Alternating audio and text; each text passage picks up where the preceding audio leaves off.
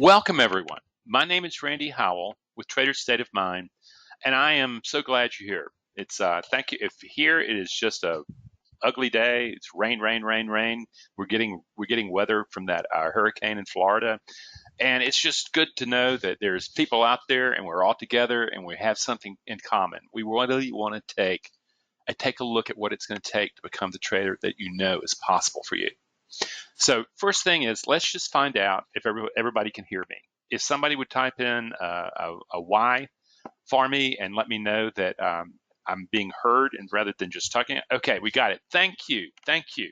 So we're here. And the rules that I play by is that I have a presentation that I'm going to give. And at the end of that presentation, I'll be happy to take questions. Okay, but I'm not going to interrupt my process because I usually can't get my mind straight again. Okay. So if you have a question as you go along, just type it in. I'll happy to get to it. It'd be one of the first questions that I answer at the end of the presentation.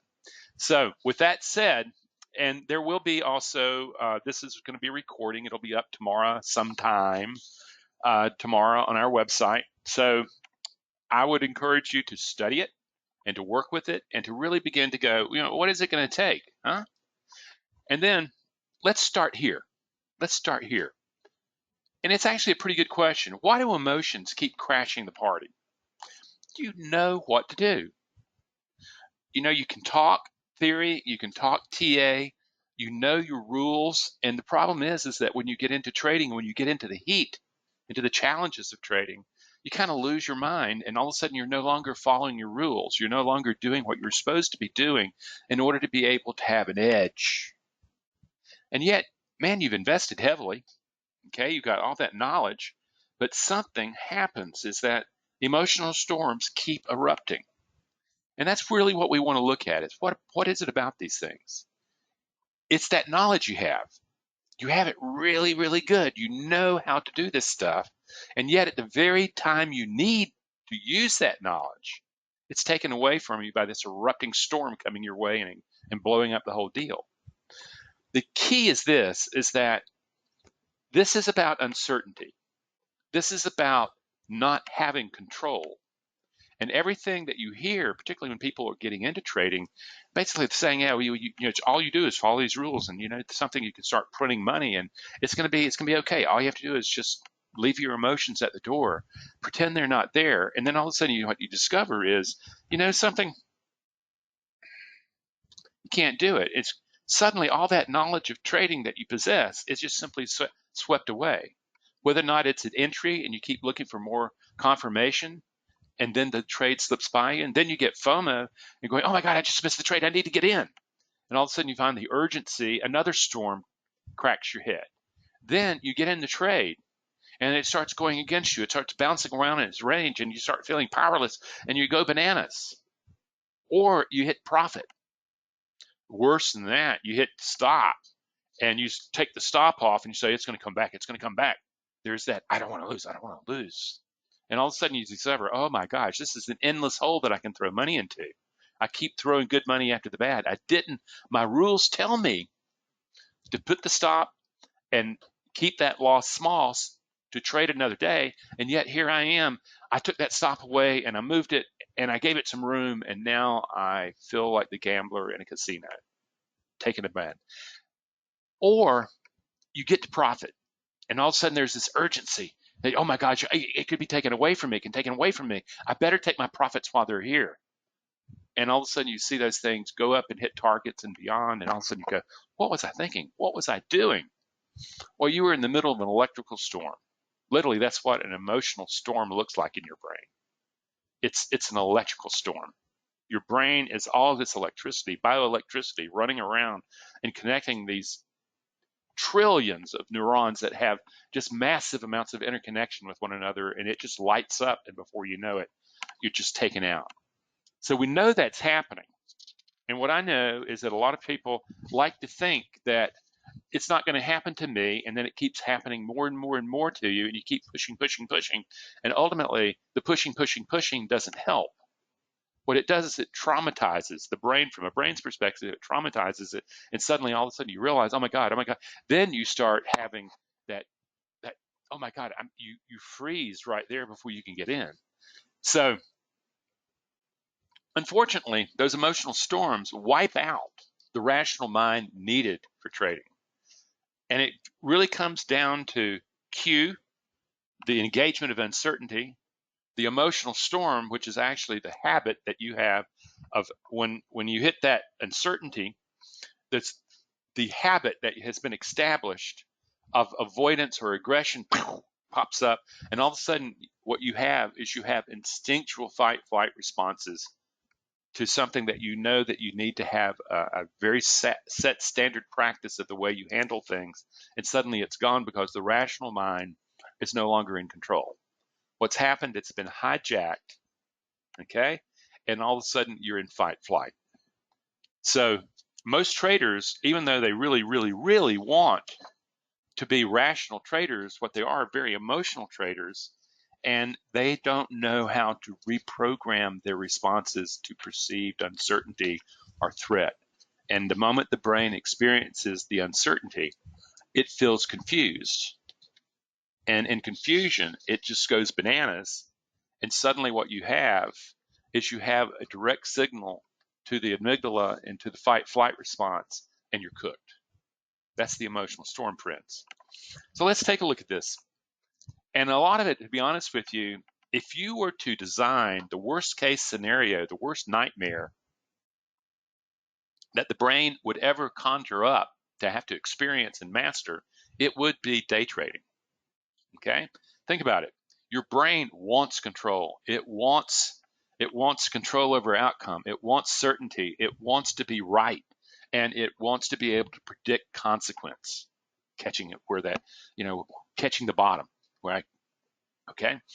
And ultimately, though, it's this combination of short time frames, risk, and uncertainty that activate very primal, instinctive responses to threat, to the challenges of living, to the stress of trading.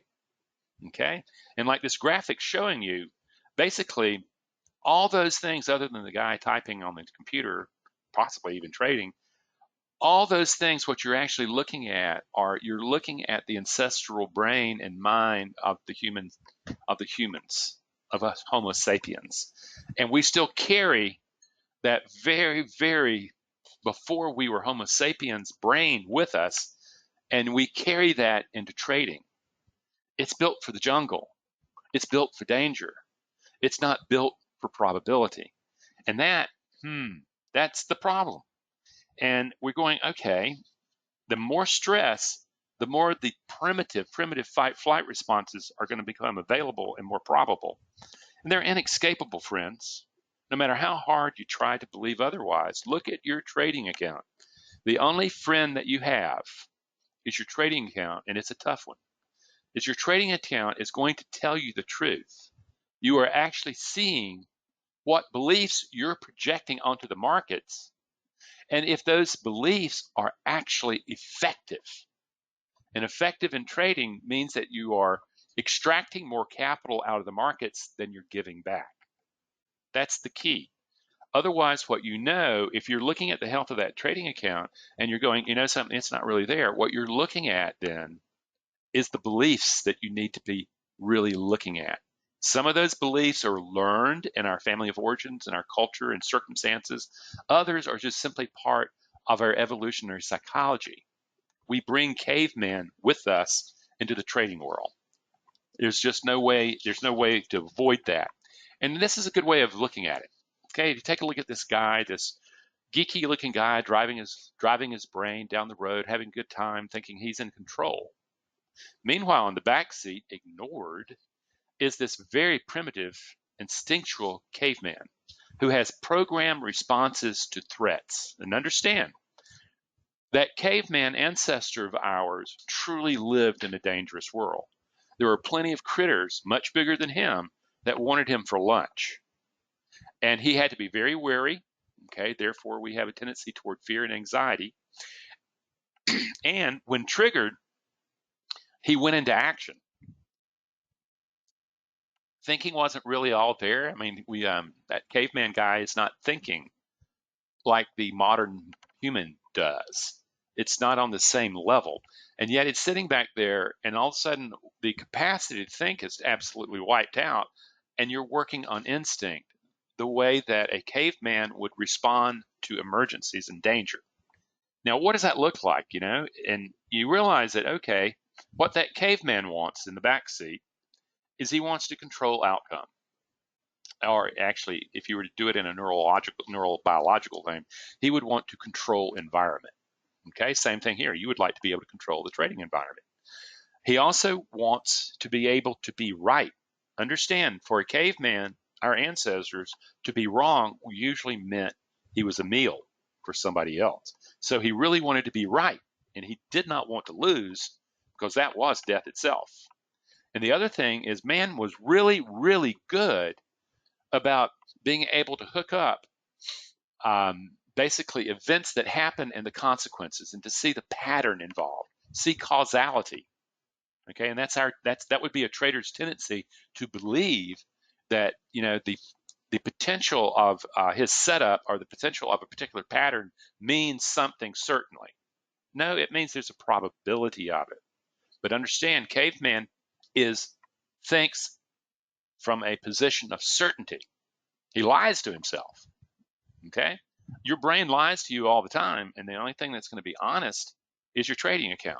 Okay, it's going to tell you, you can think that, you can pump that up, you can talk that talk, but ultimately, when you're walking the walk through this dangerous jungle called trading, is that the real motives, the real beliefs behind your actions will reveal themselves. And you have to be careful. You have to learn how to work with that caveman nature of yours. It is not going to go away. And ultimately, your brain truly evolved to keep you safe, to keep you alive under uncertain circumstances, okay, in the short term. When suddenly you didn't understand, where you weren't in control, the brain fell into confusion. And I'm going to tell you something. Confusion is one thing that the brain does not like. That is its antithesis. It doesn't want confusion. It wants certainty. It will lie to itself. It will truly buy into a convenient lie rather than an inconvenient truth. It will do that. So you get the confusion, and what that does is it produces vulnerability. Okay? And understand is that what a trader has to accept is that he knows nothing, that he has a hypothesis, but that hypothesis is a guess. It may or may not go his way, okay? And he has no control over which way it's going to go, but he does have control over, you know, if it goes the wrong way, to limit that loss. And he does have the control that if it goes his way, that he can let it ride to a point where he hits a target. Unfortunately, when it hits that it goes from confusion, where he's not in control, the illusion of control is burst, feels the confusion, then he experiences vulnerability. If you want to see vulnerability, is look what happens when you get into a trade and it immediately starts going against you, and you start going, oh my God, I'm powerlessness, vulnerability. Now, when the brain experiences vulnerability, it is going to take the low road. Nanoseconds, it's sending that message to the amygdala. The amygdala is activating the fight-flight programs of the amygdala, and suddenly you're either trading from aggression or trading from fear. If you've ever overtraded, if you've ever revenge trade, if you have ever tried to make up for prior losses, you know what aggression in trading looks like. If you've not been able to get in a trade, you haven't been able to pull the trigger, or if you go bananas and get out of trades, like when you get into trade, you see it's going around, say, I get out right fast with a small loss, you know fear. When you come to the profitability and then take that little bit of skinny money, enough to pay your broker, but not enough to pay you, and then all of a sudden you see that thing just hit its targets, you have experienced the fear of the future, the unknown of what could happen. Better to be safe than sorry. What the brain's saying. Then you wake up and you wake up from that ether. You go, what was I thinking? What was I thinking? What you've experienced is an emotional hijacking, an emotional storm. It's just come by and wiped out everything. That's the deal. Well, Wow. So here would be what it looked like right here, what we just talked about. Ultimately, there's a cue. There's something that happens in the environment that sets up you to experience the uncertainty. Then it feels that confusion, and it goes to vulnerability, and it goes to fight, flight. Ultimately, if you take a look at this graphic here, before the uncertainty, before the confusion and the vulnerability happen, on the left side, what you're going to look at, it says low emotion here, but it's really more like more of the parasympathetic nervous system is control, and you feel calm, you feel okay, everything's fine. And what happens is your cortex, your prefrontal cortex, is part of how the brain makes decisions at that part, and that's what you want. I often refer to that as, guess what? Sage. You want that. You want to be able to use your TA in a powerful way. Yet, when you get to this vulnerability whapping over to fight flight, what you're looking at right here on the right is that suddenly the signal to the sensorial information is no longer going to the thinking brain. It's disabled. It's literally taken offline. And that's why you go, what was I doing? What was I thinking? It's your thinking brain was taken offline, and the amygdala takes over. And that's where all those instinctual processes kick in, and suddenly you're acting really from your emotional brain, or what was known as the limbic system, rather than integrating and working also with the thinking brain. And this is what the automatic response becomes. And it happens in nanoseconds. Information getting to the thinking brain takes microseconds.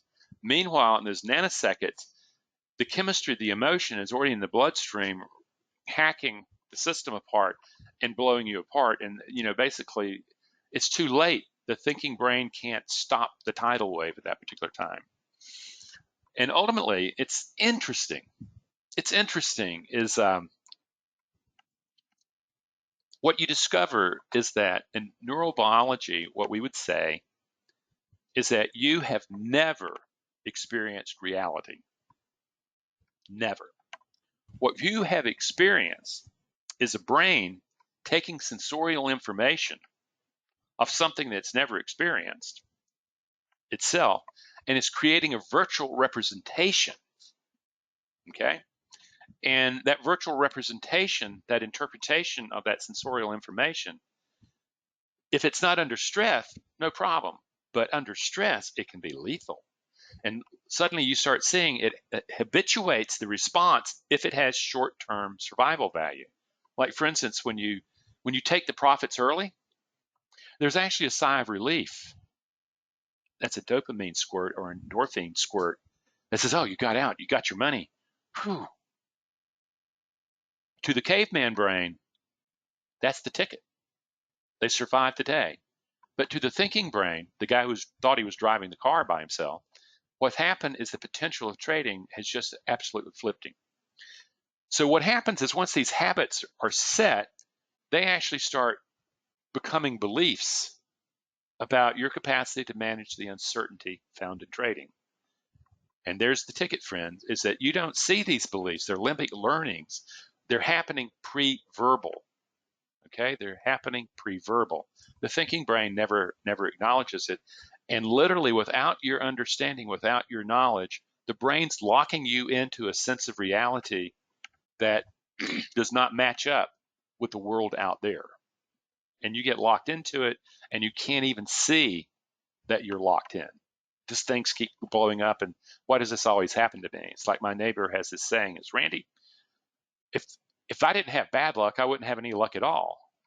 He doesn't necessarily see that as a reality that his limbic system has locked him into seeing, yet that's what it is, at least from the perspective of neurobiology and brain science.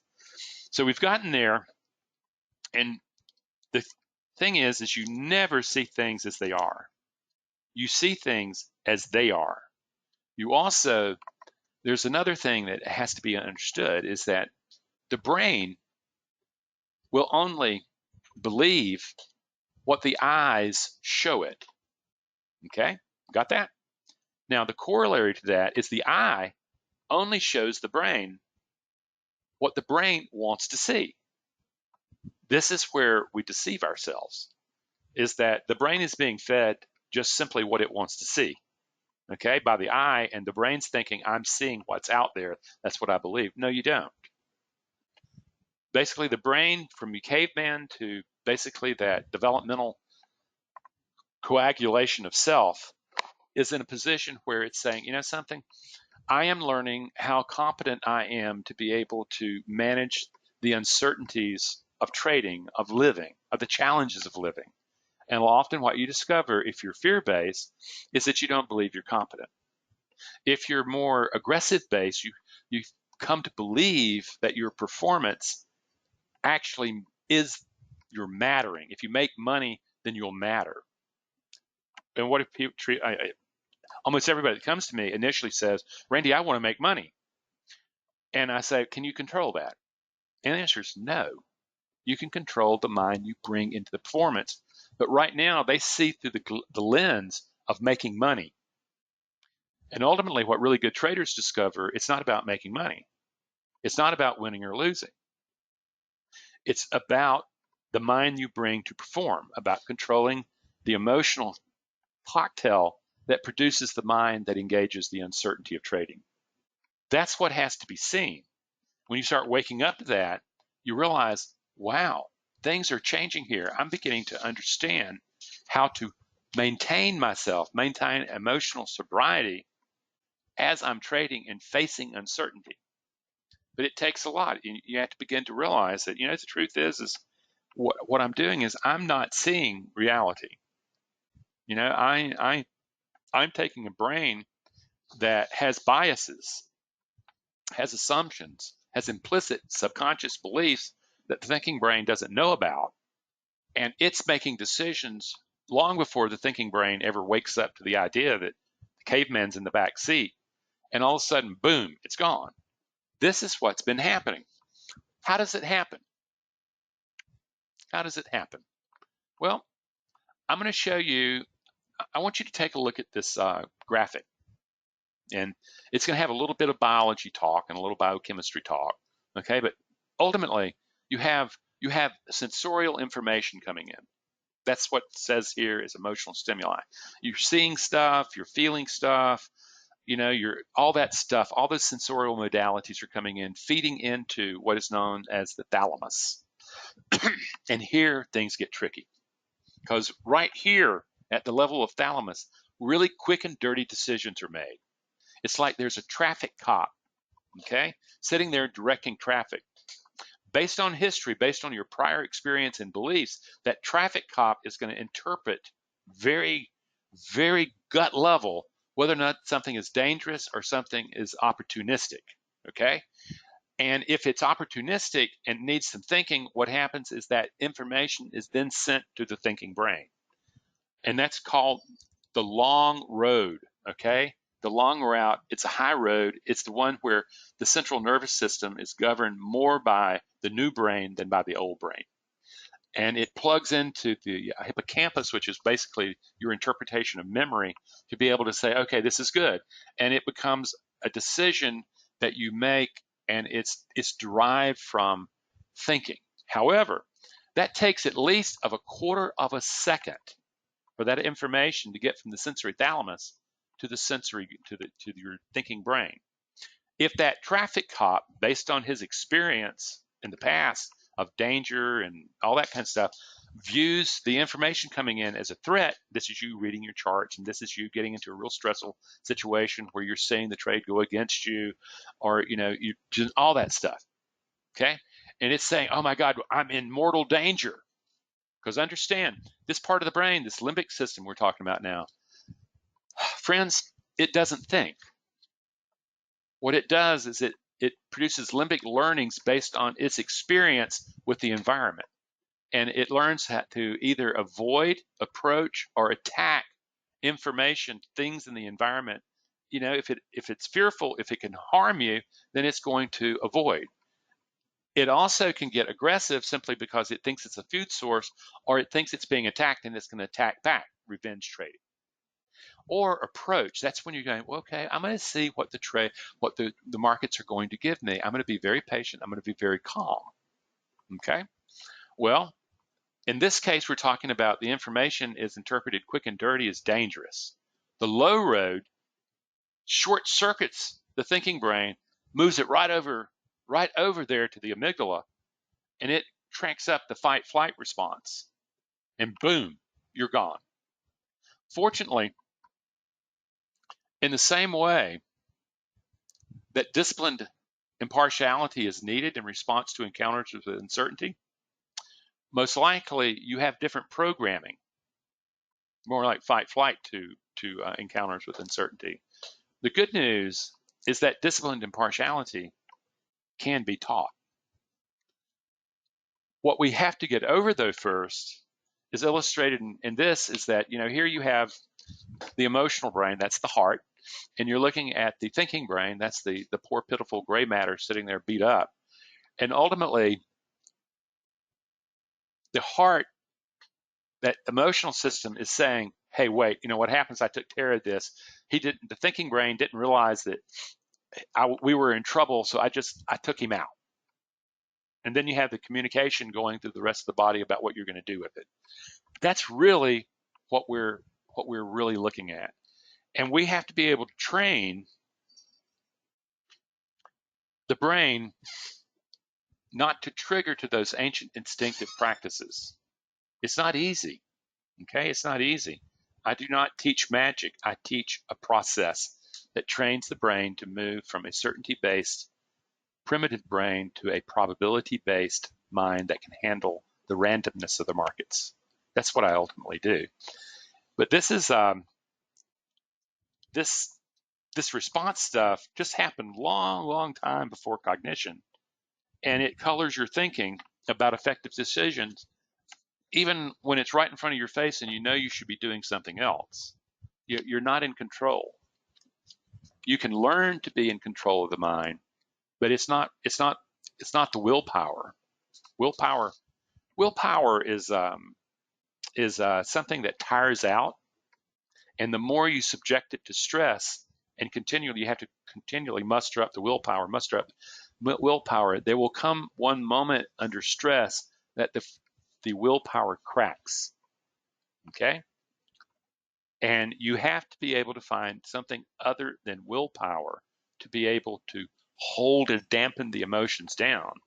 You actually have to learn to manage the emotions that arise as you interact with uncertainty. That's the big deal. And ultimately, this is where we really start thinking about things differently. The point is this: emotions are not optional. You are an emotional being. Your physicality, your biology is part of the emotion. Because ultimately, an emotion, from my perspective, is a biological action potential. Notice that it's biological, it's not psychological. Okay? And ultimately, it's going to go in different ways, but the emotion is also saying something like this, is that, being that we're an emotional, a biological action potential, that potential is being activated to be able to coordinate action between you, the organism or the trader, and the environment or the markets. Anytime there's a change in status in the market, in your environment, by definition, an emotion is going to activate. It's just going to trigger right into being. It just depends on which one. The programming that you brought with you to trading, whether or not it's fear-based or aggression-based, whether or not it's alpha thinking where I can make things happen, or whether or not, oh my God, something, if I do everything right, I can't be wrong. What happens is those are responses, trained responses, limbic learnings to your encounters in a different developmental moment to uncertainty. What we want to do is recognize, okay, what we know is that we can feel dejection when we get beat up and take losses, okay? We can also have FOMO when we start seeing all the money that we're leaving on the table and we get aggressive and go after it, or we can fall into lust where we just start thinking, oh, money, money, money, money, and I'm going to win, I'm going to win, I'm going to win. And what happens is it clouds up. And that clouding becomes an emotional storm and wipes out the mind that you need for trading. Just look at dumb mistakes, and you can see this process happening. And the emotion is going to be there just because you're tamping it down by willpower and trying to deny it and stuff like that. It only means it's going to come and bite you in another place at another time. And the more you try to use willpower, the less willpower you have, because it literally, the tireder you get, the more drained your brain is, the less willpower there is until you finally give up. And then you don't have any other skills. That's the point. So then we're going, okay,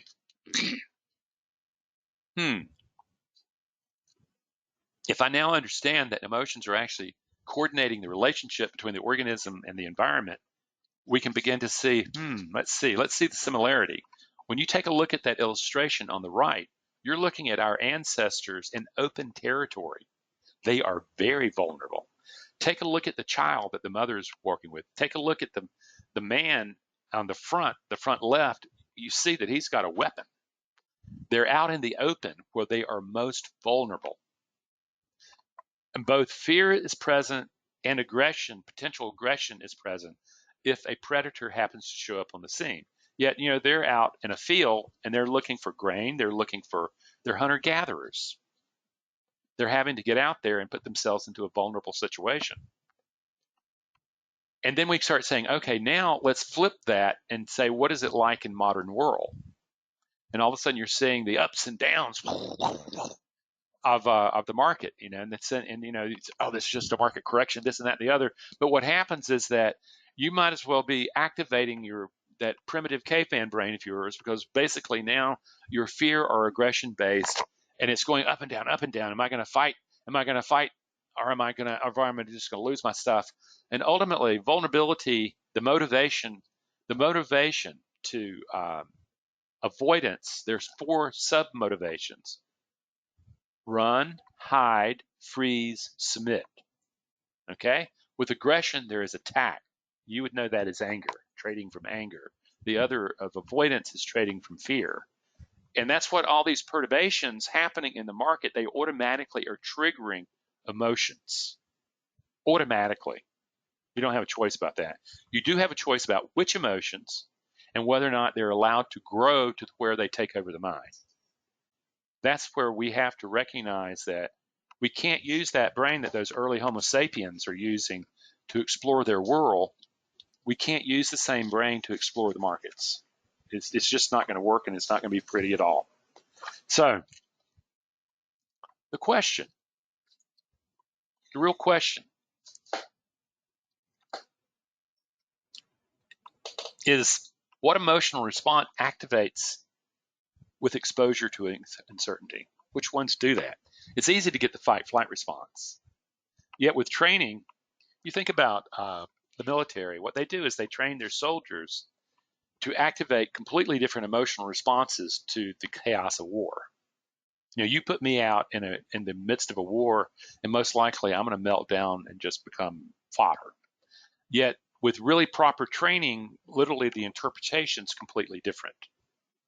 It's interesting. I'm reading a book about a guy who became a samurai in Japan. He was an American who went and studied there for a number of years, and he made all the typical grades of being samurai. And the one thing I've basically discovered is that a lot of their training had to do with, during that medieval time during Japan, is there were a lot of assassins around. Okay, and the samurai had to develop an awareness all around him of potential assassins. He built that mind, and he also built a mind that worked under stress. That was one of the big part of the training. And I said, I can easily see the application to the military, but in some ways you can also see we need to build a brain that knows how to operate effectively under stress. We need to become that. Okay, so there's the cue of where we're going to be going next. And the big deal is, how have you tried to build a winning mindset? Do you have affirmations? Do you have visualizations? Do you have some NLP tricks that you use and work with a lot and talk, you're trying to reprogram the subconscious mind? Everybody done that, right? Yep. And you're teaching it to win. Yet what you're doing, friends, is that you darn well know after a couple of experiences that you're not in control of winning. Okay? And prosperity thinking blows up too. You want an effective mindset. You're not going to fantasize the market's giving you all the riches and be effective. The markets really just don't care about all this crazy stuff you're making up. It's there. It's neither bad nor good. It just depends on what mind you bring. You're not looking for a winning mind. You're looking for a mind that wants to perform well. Okay? It can't control whether or not you win or lose, but it can control the mind that you bring to the moment of performance. That, friends, is the big deal.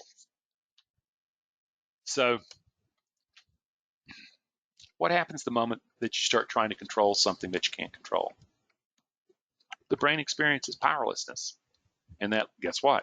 That leads right to the fight-flight response. That would be those, particularly that overtrading, that revenge trading, that trying to make up for prior losses stuff. Okay? Can't control it. Each trade is completely independent of past trades and future trades. You can't make up for prior losses, yet your brain is built to believe that. It's lying. So we're looking at it going, okay. What do I do? What do I do? Do I just kind of melt down and have all this knowledge? And, if I could just manage my emotions, then by willpower, I would be able to get out of this thing? Or is there something else here? Yeah. What we want to talk about now is how do you control the mind that you bring to the performance of trading? If you accept, not just on like talk level, that you cannot control outcome, whether or not you win or lose, okay? Or particularly predicting what the market's going to do. These are guesses. This is your caveman brain. This is what it evolved to do. It was highly effective in the jungle in which it arose. Not effective in trading though. You need a different mind. But if you accept the notion, what I can control is myself, so that I have an edge in performance. Friends, this is the key. This is the key. Oh, you did. Thank you. I somehow didn't see her change it. Okay. When you have an observer, you observe through the beliefs that you don't even know you have. And what you see, based on those beliefs, you see the truth. It's just a representation. You haven't seen the truth. You've never seen reality. You've seen a representation that the brain has created of out there. But the truth is what you say is out there is being created inside your head based on the beliefs that you bring to your performances, the beliefs you have about your capacity to manage uncertainty, those beliefs, okay?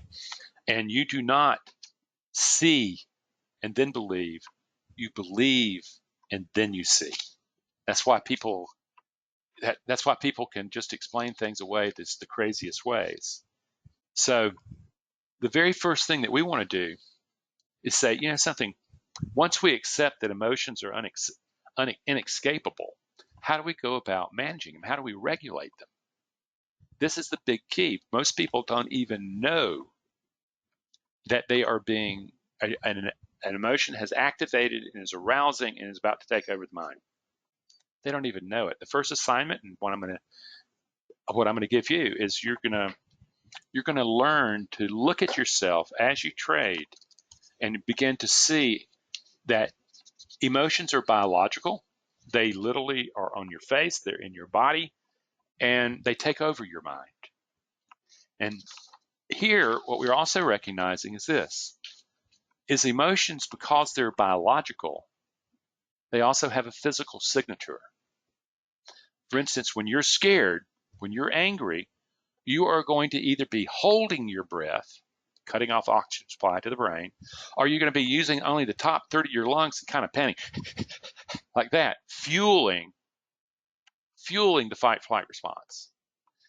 Yet, if you were to do bellows breathing, which is, that's where it all starts in my training, is you are pulling air all the way into the bottom lobes of your lung by breathing air into your belly first. You're pulling that, and then you're expanding to chest. It just so happens that activates the parasympathetic nervous system. You feel calm, you feel relaxed.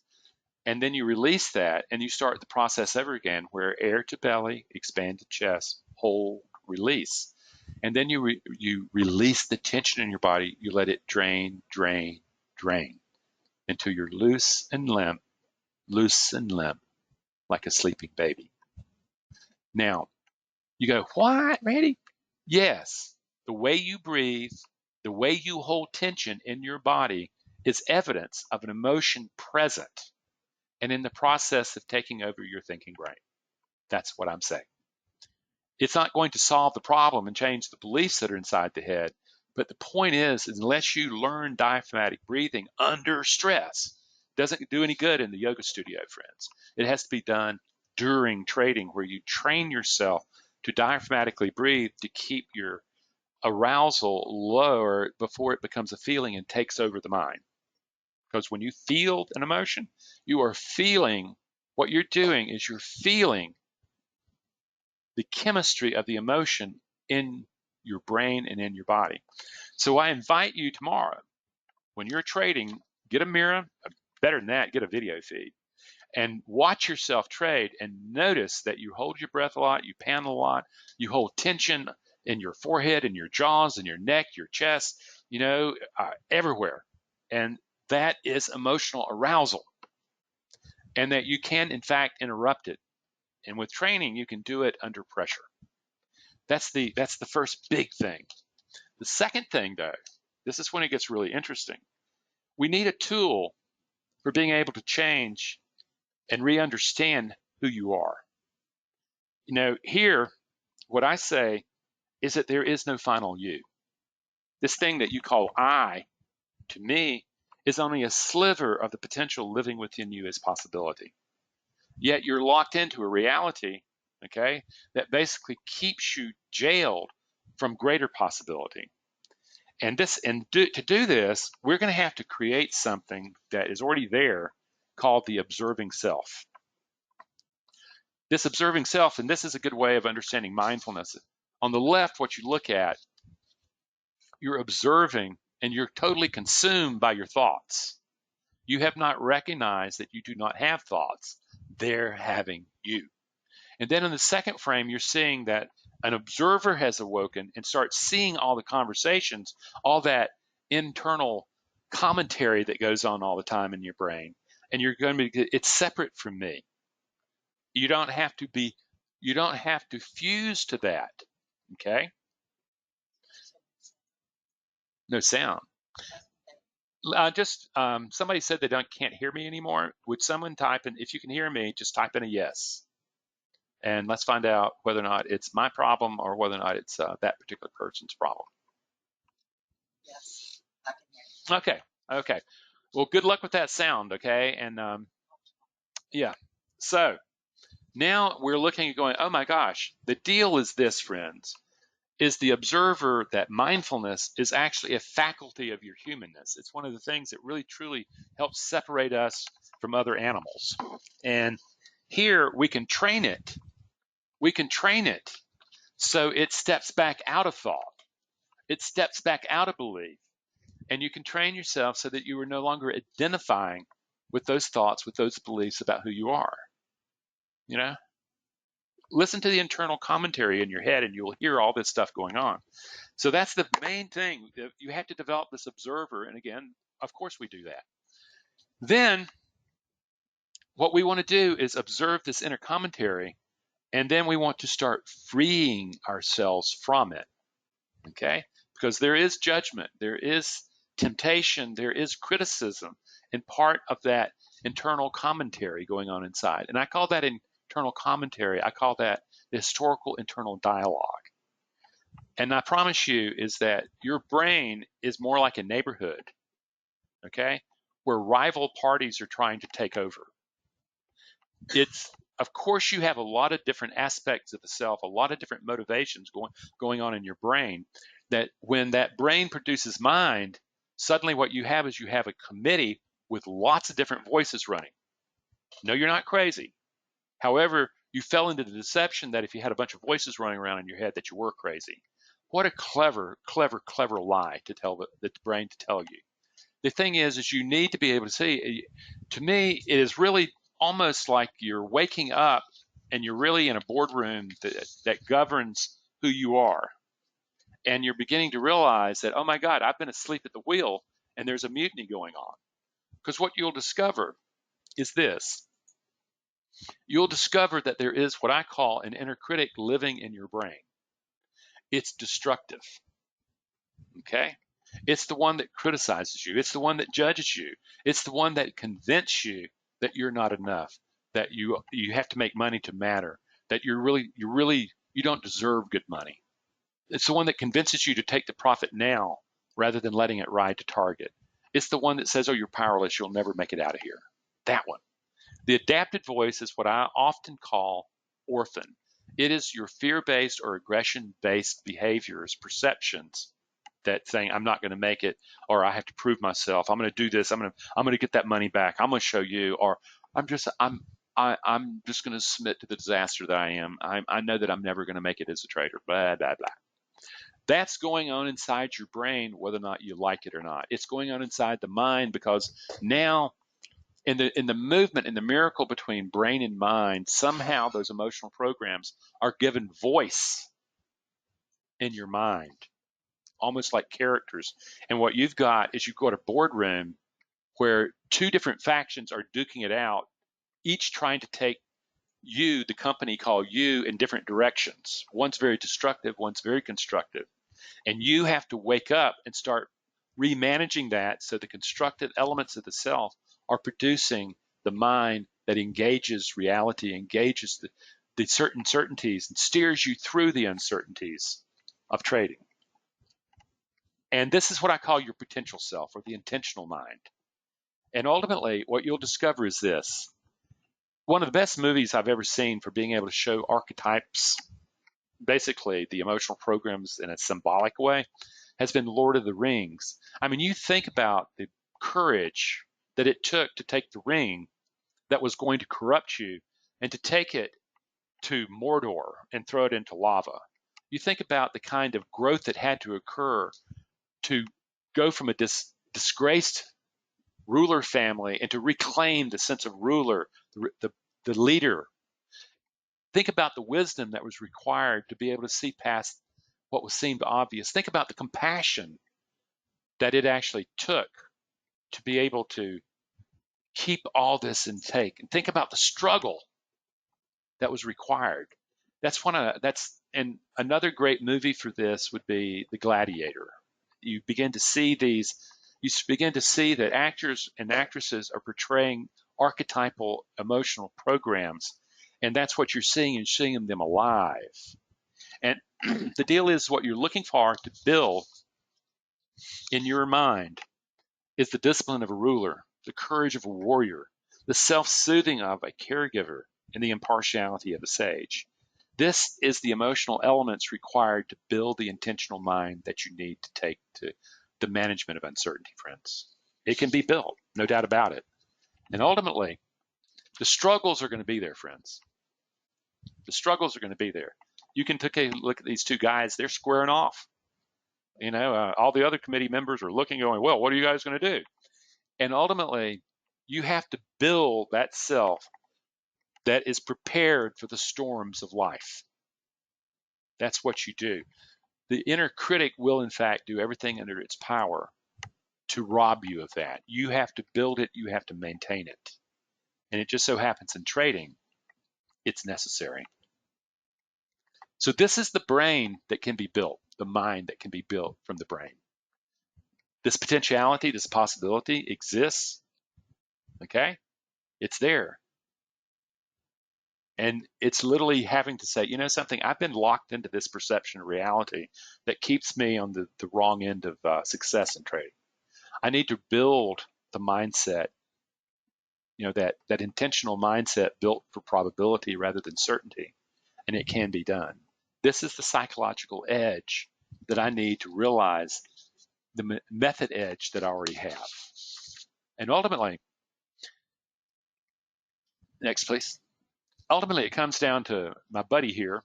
There's a lot of misunderstanding about evolution.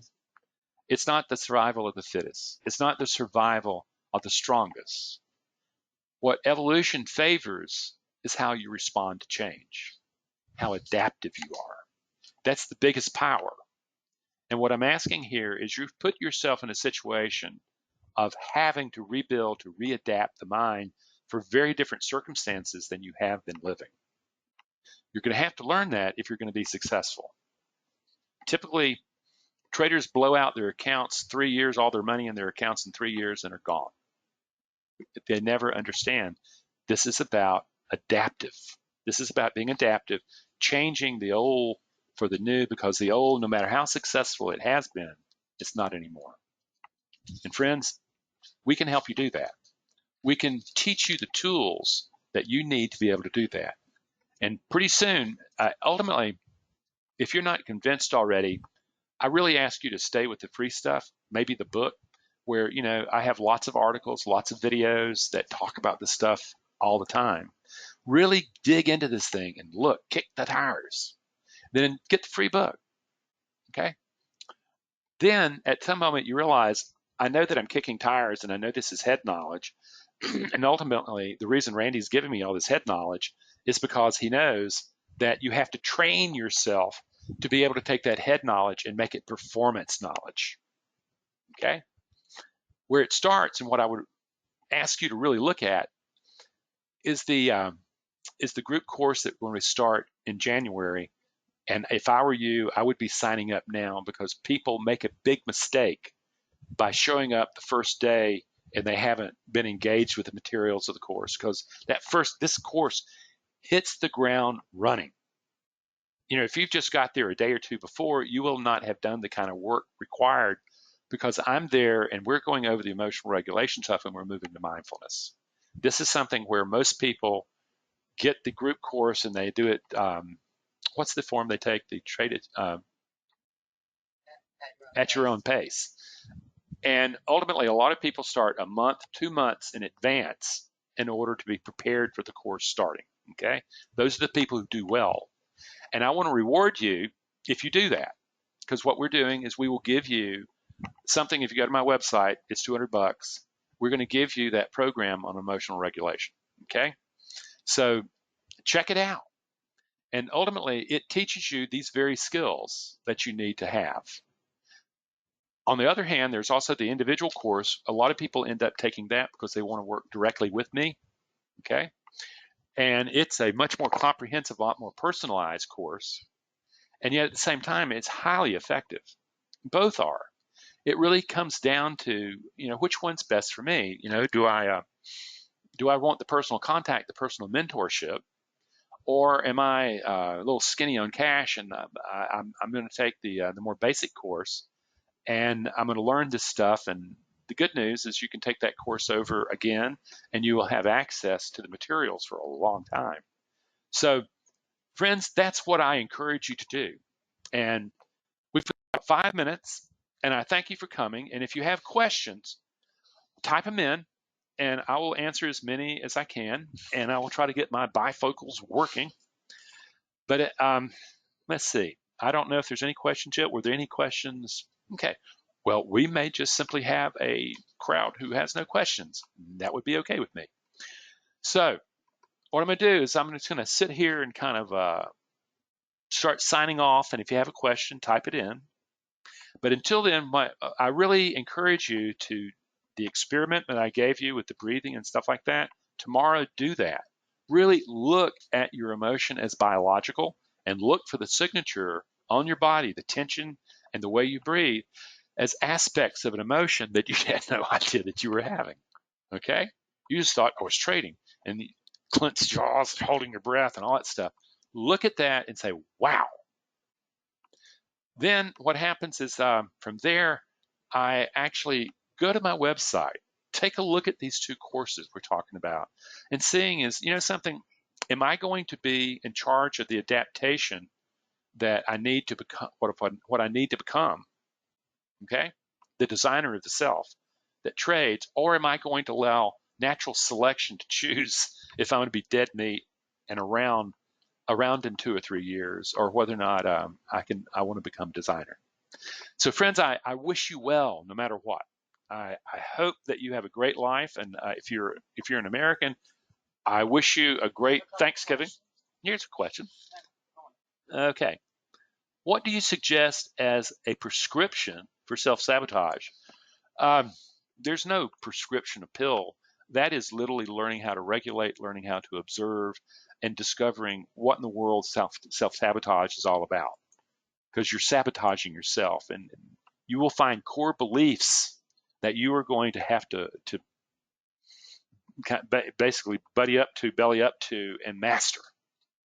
Okay, and that would best be said is take serious look at the group course at the individual course. That's ultimately, that would be you would learn the tools to deal with self-sabotage there. And can the trader's mind learn that immediate or delayed success in trading can exist even in very short trading periods? I hope so. That's what I teach. Because you understand is, unless you're, even scalping, day trading is, things are happening in minutes, 30 seconds, all that kind of stuff. And you're having, it is a difficult mind to build. It's just not natural. But yeah, the thing is yes, you can train that brain to be able to do that. And I wouldn't necessarily say it's you're delaying success. What you're doing is you're recognizing what in fact you do control. You control the mind you bring to performance. When you get that, winning and losing just simply almost becomes immaterial, and you begin to realize you learn to congratulate yourself for performing well. And when you win, you don't necessarily congratulate yourself, because you can get yourself euphoric and overconfident, and you can blow your stuff up. Okay, so friends, I have really enjoyed it. We are out of time, and I wish all of you a really great Christmas season, holiday season. I wish you a great, if you're into Thanksgiving, have a great Thanksgiving. And ultimately, I wish you a great life. Take care, my friends.